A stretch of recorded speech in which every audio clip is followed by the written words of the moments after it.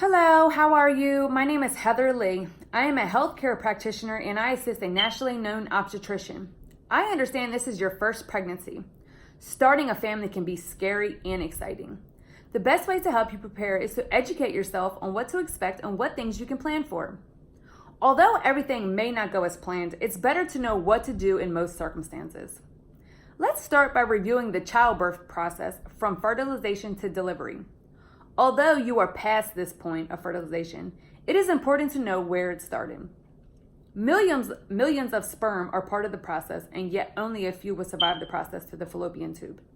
The sperm must undergo the capitalization process, which can take hours, and it will release a chemical to help it penetrate the outer layer of an egg.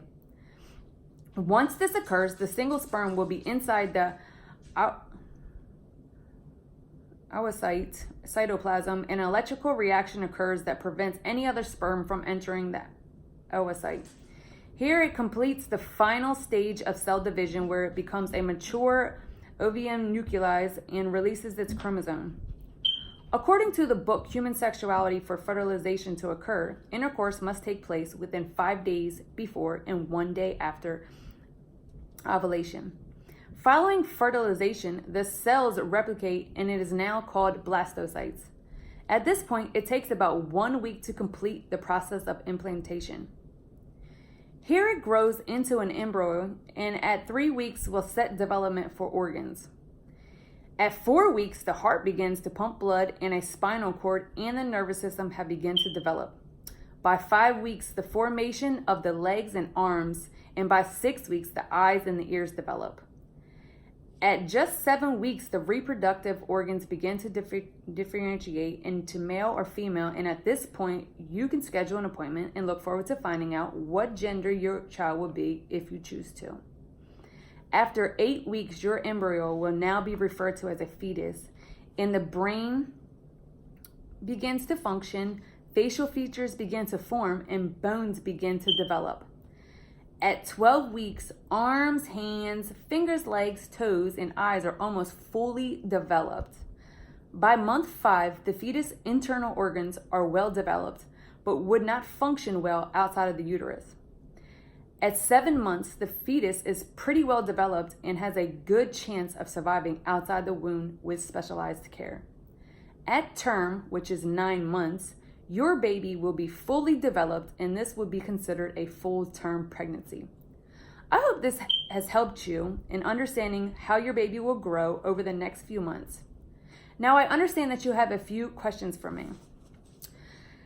I'm going to review just to go over a few of the questions and then I will submit my answers. How can we increase our odds of having a healthy baby? What specific steps can we take in each stage of pregnancy to promote an optimal outcome?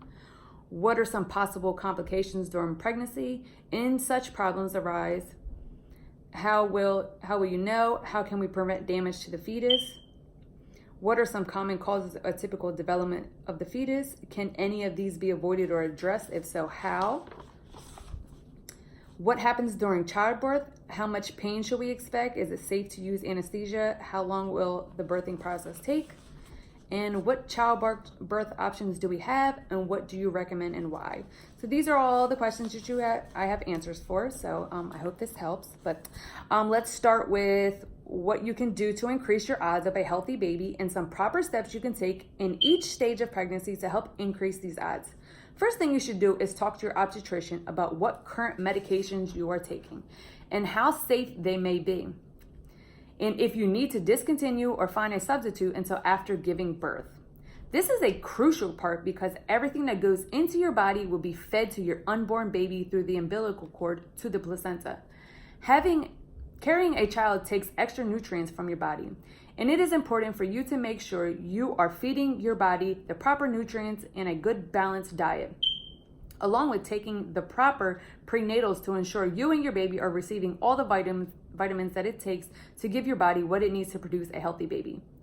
According to the U.S. Department of Health and Human Services, NIH, you will want to avoid any exposures to toxic substances, including drugs, alcohol, and even caffeine, as this can cause many health issues for you and for your child before and or after birth. Your doctor will prescribe blood work to be done just to make sure that everything is balancing out correctly and that there are not any infections that need to be treated. As your hormones begin to change, it is important for you to understand what is happening to your body and find ways to balance it out. As maintaining physical activity is highly important in maintaining a healthy pregnancy, this may also help with balancing these hormones. Find ways to get yourself moving that are safe for you and the baby that you enjoy doing, as many of these will benefit you throughout your pregnancy. It is perfectly normal for you to gain or even lose a little weight. Everyone is different, but make sure that you are staying within the guidelines of the pregnancy BMI chart to ensure you are staying at a healthy weight. Today we have so much information at the tip of our fingers that can help us with all kinds of information that we did not have years before. It is important for us to educate ourselves so we can take all the proper steps in maintaining a healthy lifestyle for ourselves and for our family. Again, to avoid complications during pregnancy, you will want to make sure your GYN is aware of any pre-existing health issues and medications you are taking at your first visit. This is very important as the doctor can help you understand any problems that may arise with your current health or your child's. Following the guidelines we have previously talked about can help take the proper precautions in avoiding your risk of many different problems. According to the Office of Women's Health, some of the following problems during pregnancy include pregnancy-induced hypertension, preterm births, fetal abnormalities, and pregnancy losses. It is also very important that if you start to experience any new health issues, including but not limited to feeling weak, abdomen pain, vaginal bleeding or fluid leakage, high or low blood pressure, or you cannot feel the baby moving, that you immediately go to the emergency room as there may be an issue with your pregnancy. While there are always concerns with the development of your child, educating yourself on your own health and your family's health history can help you prepare for what comes next. According to the Children's Medical Services of Florida, there are many teratogens that you may be concerned with during or after pregnancy. It is important that you do not consume any toxic substances, including undercooked meat, and avoid any exposure to mercury, X-ray, or lead that could hurt you or your child. Good nutrition and taking the proper steps and making safe choices in and out of your home play a role in the development of your fetus and your child after being born. There are also many different hereditary developments you can research, including genetic disorders. There are tests that can help you determine prior to being pregnant or while pregnant if you or your child is at risk. These tests are called carrier tests, and these tests can determine if the person is at risk for carrying a certain gene that could put them at risk. There are also tests that are recommended if you received blood results, putting your child at a higher risk for Down syndrome or other chromosome problems, and a test to help determine any genetic conditions. This test can be done through an ultrasound or a sample called CVS, or amniocentesis. Although these two last tests can serve risk for complication in your pregnancy, the last one I mentioned is called nutrial defect screening. This test determines if there are any defects to the spine, spinal cord, brain, or skull. All of these tests are crucial to a certain point in your pregnancy. That's why it is important for you to make sure you are getting the proper blood work done and following the recommended scheduled appointments throughout your pregnancy. Some of these testings may also have risk or complications, so if you were to consider any of these tests, please make sure that you are aware of the complications before making the appointment. Although some of these conditions that you can have testing on may not be avoided, after becoming pregnant, having the proper test done can help you prepare for the future.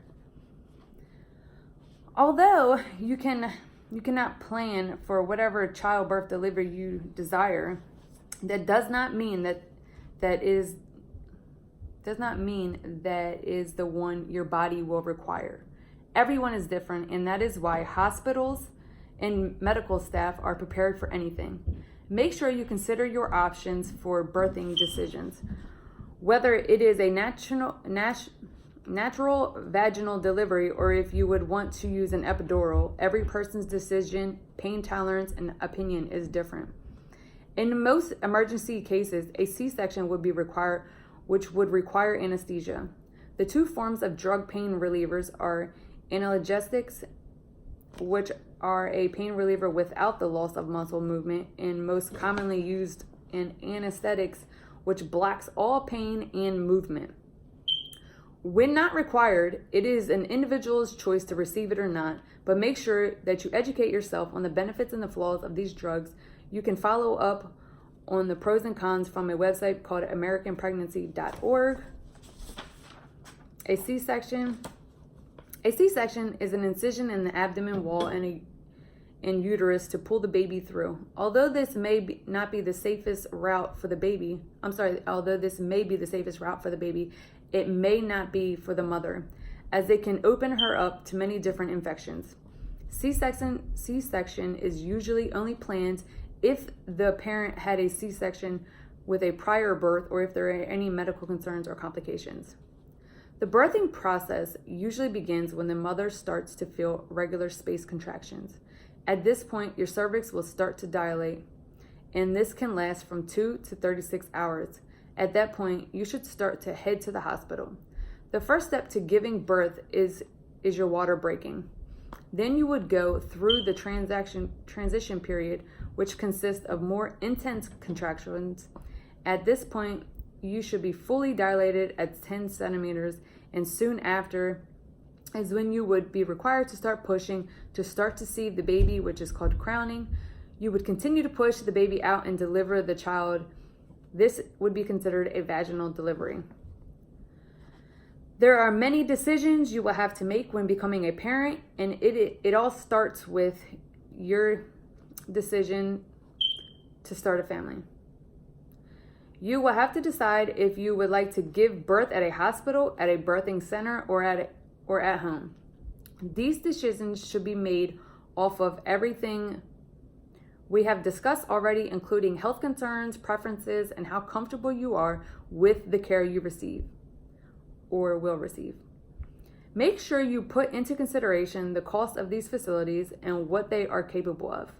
I would recommend, if you are a healthy individual, that any home care or birthing center would be good for you, as they specialize in caring for the mother and baby. If you or your child has any health concerns at all, I would recommend a hospital, as they have everything on hand you would need in the emergency situation, along with a NICU for the baby if required. With all these decisions you have to make, I am sure you would do what's best for you and your family, and I wish you the best. Thank you very much for reaching out to me, and I hope this information finds you well and helps you on your birthing journey. Thank you.